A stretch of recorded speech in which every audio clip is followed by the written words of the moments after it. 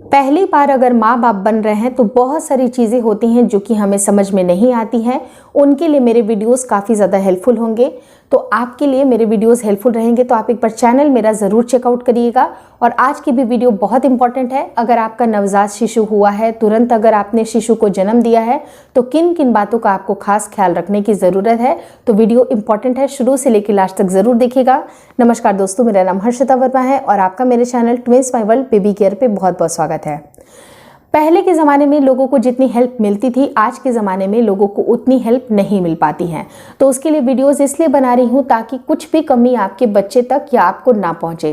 पहले इंपॉर्टेंट चीज़ कि आपने जब भी डिलीवरी कराई है, चाहे कोई भी हॉस्पिटल में कराई है, आपको मेक श्योर करना है कि बच्चा पूरी तरह से हेल्दी है या नहीं है। बच्चे को अगर कुछ ना कुछ अगर हल्की फुल्की सी भी परेशानी होगी तो पीडियाट्रिशियन उनका ध्यान रखती हैं, क्योंकि at the time of delivery आपके साथ गायनेकोलॉजिस्ट होती हैं।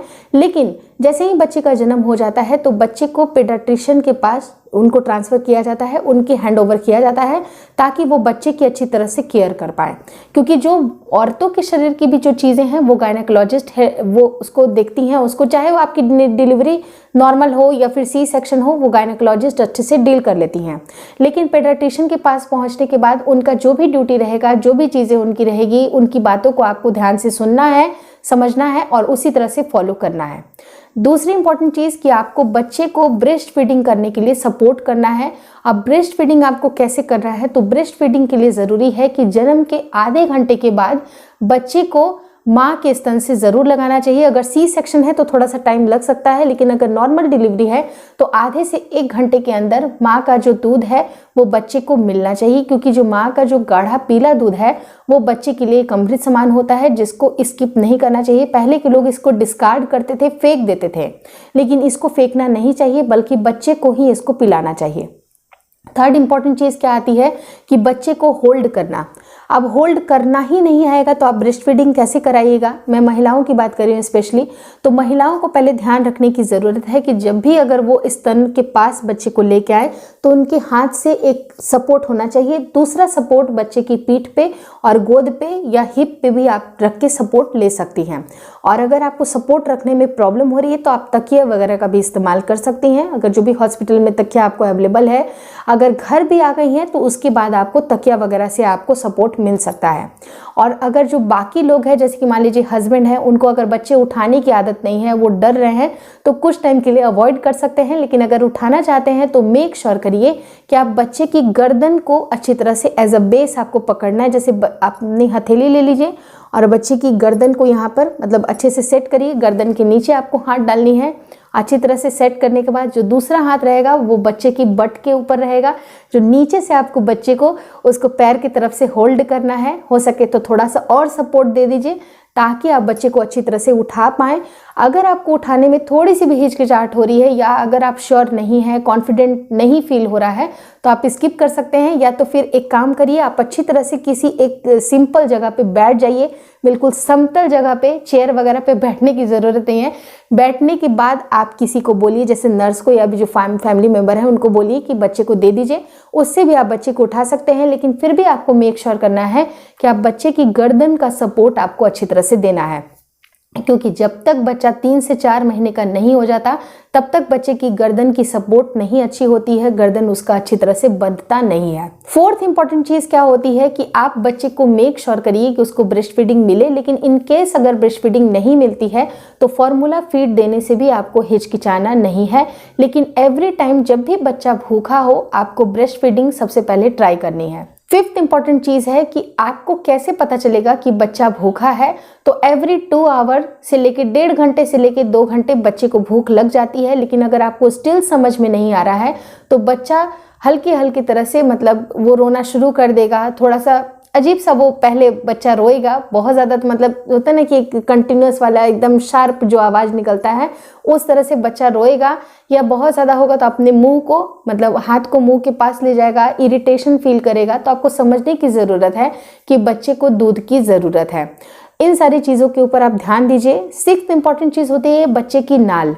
बच्चे की जब नाल निकलती है तो उस टाइम पे उस एरिया को ड्राई रखना आपकी बहुत बड़ी ड्यूटी है। क्योंकि अगर किसी वजह से अगर आपने बच्चे को स्पॉन्ज बाथ दे रहे हैं या वाइप आउट कर रहे हैं अच्छी तरह से, तो वहाँ पर वो एरिया गीला नहीं होना चाहिए, उसके ऊपर आपको मालिश वगैरह नहीं करनी चाहिए।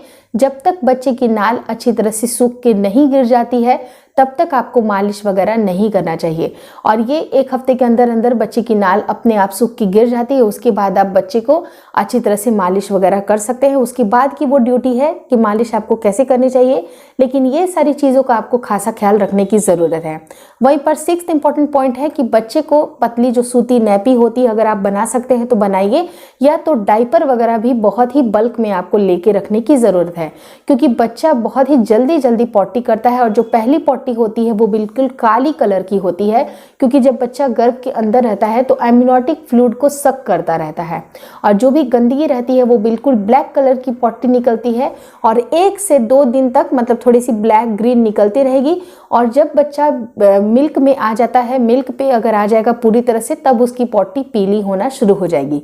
लेकिन अगर ब्लैक पॉटी होती है, हल्की ग्रीनिश पॉटी भी होती है, तब भी आपको घबराना नहीं है, क्योंकि पहले के जो 24 से 48 घंटे होते हैं उस टाइम पे बॉडी में काफ़ी ज़्यादा चेंजेस आ रहे होते हैं। बच्चा तुरंत उसने जन्म लिया है, धरती पे आया है, तो बहुत सारी चीज़ें चेंजेस होगी और डॉक्टर की भी निगरानी में आपको रहना है। लेकिन अगर नॉर्मल पॉटी होने के बाद अगर कुछ प्रॉब्लम होती है तो आपको इमीडिएटली डॉक्टर से कंसल्ट करने की ज़रूरत है।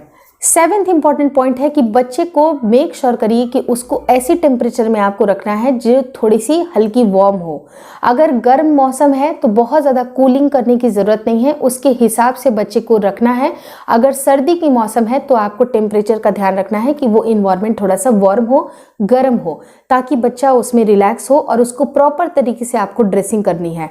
जैसे मान लीजिए कि अच्छे से पैजामी पहनाइए, ऊपर का शर्ट पहनाइए, जो मिटेंट्स होते हैं वो पहनाइए, सर ढकने के लिए जो कैप होती है वो सब कुछ आपको पहनाना पड़ेगा। अच्छी तरह से बच्चे को ड्रेस रखना होगा ताकि बच्चे को ठंड वगैरह ना लग जाए, क्योंकि तुरंत वो बॉडी से बहुत ही गर्म से निकला हुआ है और उसको सडन बाहर का एक्सपोजर नहीं लगना चाहिए, बहुत ही तेज़ हवाएं नहीं लगनी चाहिए। अगर गर्मी का भी मौसम है तो बिल्कुल फैन के नीचे बच्चे को आपको ऐसे ही नहीं छोड़ देना है और ये ध्यान में आपको रखना है कि बच्चा पूरी तरह से कंफर्टेबल है, उसको उठाने के समय में भी आपको अच्छी तरह से उसको होल्ड करना है। 8th इंपॉर्टेंट पॉइंट जो कि बहुत इंपॉर्टेंट है कि जब भी अगर आप बच्चे को सुलाते हैं तो मेक श्योर करिए कि आप अपने गोद से जब उसे उतार रहे हैं तो एक झटके पे ना उतारें और उसके सारे पैर हाथ को अच्छी तरह से बाइंड करते हुए उतारें, या तो आप बच्चे को तौलिए में या जो ये होती है छोटी कंबल होती है उसमें अच्छी तरह से बेबी को रैप कर दें। तो रैप करने से क्या होता है कि बच्चा बहुत कंफर्टेबल फील करता है, लेकिन बहुत देर तक आपको बेबी को रैप करने की ज़रूरत नहीं है, उससे बच्चा इरिटेट भी हो सकता है। तो इन सारी बातों का आपको खास ख्याल रखना है। और 9th इंपॉर्टेंट पॉइंट है कि बच्चे को आपको तेज़ रोशनी का एक्सपोजर नहीं देना है। तेज़ रोशनी से आपको बच्चे को बचाना है। जितनी आपकी लाइट थोड़ी मीडियम होगी, थोड़ा सा डल होगा वहाँ उस रूम का लाइट, उतना आपके बच्चे के आइज़ के लिए अच्छा होता है।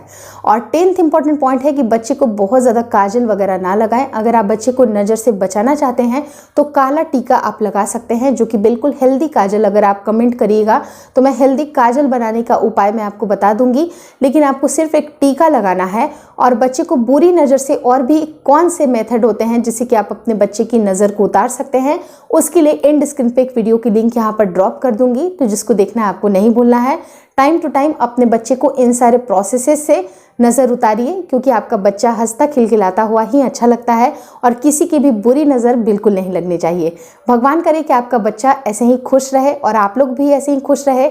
इसी उम्मीद के साथ, इसी विशेष के साथ आज इस वीडियो को एंड करती हूँ। अगर इस वीडियो में दी गई जानकारी अच्छी लगी तो प्लीज़ लाइक कर दीजिएगा। चैनल पे नए हैं तो चैनल को ज़रूर शेयर और सब्सक्राइब करें और मुझे इंस्टाग्राम पे और फेसबुक के पेज को लाइक करना बिल्कुल ना भूलें। Thank you so much for watching.